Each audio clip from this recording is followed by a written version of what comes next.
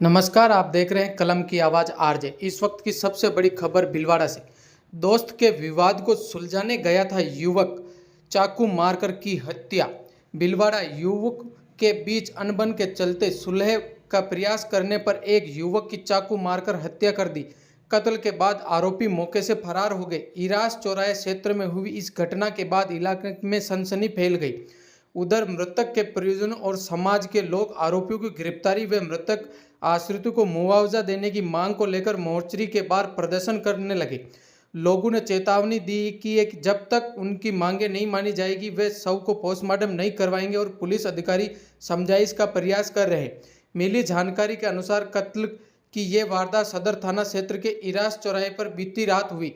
बताया गया है कि युवकों के बीच आपसी बोलचाल को लेकर उपजे विवाद में सांगानेरी निवासी सत्यनारायण पुत्र बद्रीलाल कीर रविवार रात अन्य लोगों के बीच अनबन को लेकर सुलह कराने का प्रयास कर रहा था।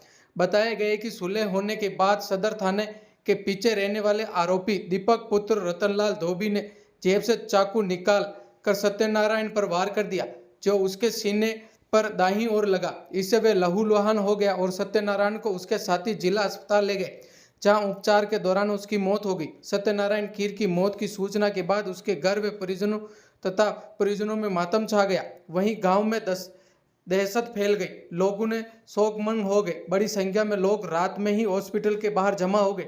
सदर थाना पुलिस ने पिता की रिपोर्ट पर रात में ही हत्या का केस दर्ज कर फरार आरोपी दीपक धोबी की तलाश शुरू कर दी थी। पिता बोला, शहर जा रहा था बेटा। सागानेर निवासी बद्रीलाल कीर ने पुलिस को दी रिपोर्ट में बताया कि उसका बेटा बीती रात कोटड़ी चौराहे से भीलवाड़ा आ रहा था। उसके साथ राजू धोबी भी था। इरास में महाकाल टी स्टॉल पर किशन धोबी उन्हें मिला। तीनों आपस में बातचीत करने लगे। इस दौरान आरोपी दीपक धोबी वे आए और तीनों ने गाली गलौज करने लगे। किशन धोबी ने दीपक से कहा है कि गाली क्यों दे रहा है। इस पर दीपक ज़्यादा गालियां देने लगा। इस पर तीनों ने दीपक से गालियां नहीं देने की बात कही। इतना कहने पर दीपक धोबी ने जेब से चाकू निकालकर सत्यनारायण कीर पर हमला कर दिया।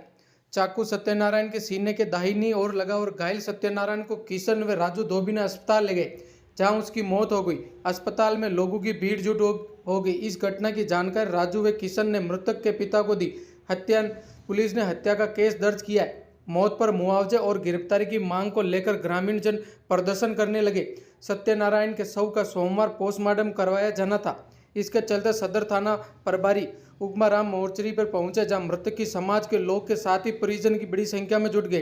ये लोग हत्या के आरोपी दीपक धोबी की गिरफ्तारी व मृतक आश्रितों को मुआवजा दिलाने की मांग लेकर मोर्चरी के बाहर धरने पर बैठ गए। पुलिस अधिकारी ने मौके पर पहुंचे और समझाइश का प्रयास किया।